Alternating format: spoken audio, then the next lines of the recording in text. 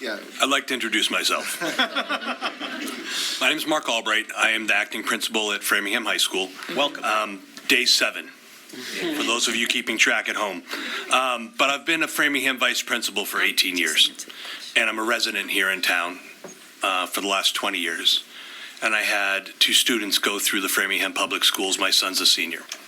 So I see it from a couple of different lenses, and I see it from a couple of different perspectives.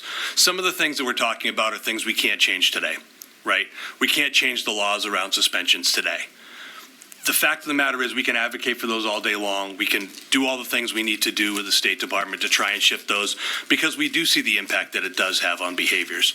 That said, what do we do now? And what are some of the things that we've done at the high school now in regards to campus safety monitors, hallway monitors, and strategies that we're developing and even instituted within the last few weeks to try and recognize the uptick in violence and how do we look at those things. So the campus safety monitors are employees. They're adults. They're adults. They're hired employees. Okay. We have 9 campus safety monitors. We had 7. We started a new one a week ago Monday, and we have another one starting this week to get us to 9. So they are, many of them will have some level of security background or some sort of something in that realm, but they're not educators in many cases, right? So what we're trying to do is we're trying to figure out ways now in the moment at Framingham High School, in light of what behaviors we're seeing, to try and make that school feel safer and be safer, right? So the way that you do that in the short term is you try and look at the spaces that we're struggling to manage, and those are the hallways, the bathrooms, and the cafeteria, right? So one of the things that we're doing and instituting, and we just developed our plan this week as an administrative team with support from the faculty at the high school, is we're going to be monitoring bathrooms in a way that we haven't previously. The people with 20 students in the bathroom, a lot of times that occurs during passing time. But that said, we're going to have campus safety monitors stationed at our open bathrooms, and we're going to have an occupancy limit. If there's 3 urinals and 2 stalls, 5 kids can be in that bathroom. And when one comes out, 1 goes in. So we're instituting that. That's starting on Monday.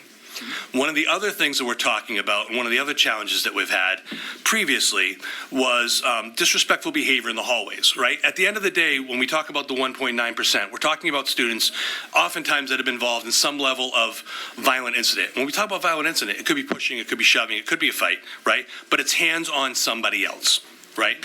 That's a population that we know who those kids are, and we see the struggles that they have, and they'll be suspended based on the code of conduct. They may be consequenced based on charges from the police, depending on the circumstances. But at the end of the day, the way that the hallway feels and the way that the cafeteria feels isn't just impacted by those, in many cases at the high school, 1.948 students out of our 2,500. What feels different is if you're walking down the hallway as a teacher or a student and you hear a student being disrespectful to an adult or to another peer, those are the types of more fringe-like disrespectful behaviors, not necessarily violent behaviors, that we as a school are trying to figure out how do we better manage those students and those situations so that we can mitigate that, so that we can have students walk down the hallway and feel safe, so we can have students eat lunch in the cafeteria and not have to witness a fight. Now, I know it feels like there's a fight every single day because that's what the videos make it feel like. We've had 16 fights at Framingham High School this year. Okay? We've had 16 fights at Framingham High School this year. We've had other incidents of pushing and shoving in events that have occurred. That happens, right? We recognize that. It's not to say that that's a small number or a large number. It's definitely more than it's been in the past. But fixing that starts with addressing the behaviors before it gets to that.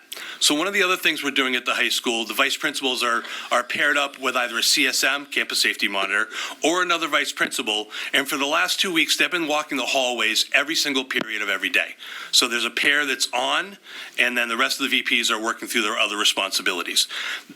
We've seen, even in the last few weeks, asking for passes, greeting kids, just saying good morning, right? Having those conversations in the hallway that sort of changes the feeling of what those things are.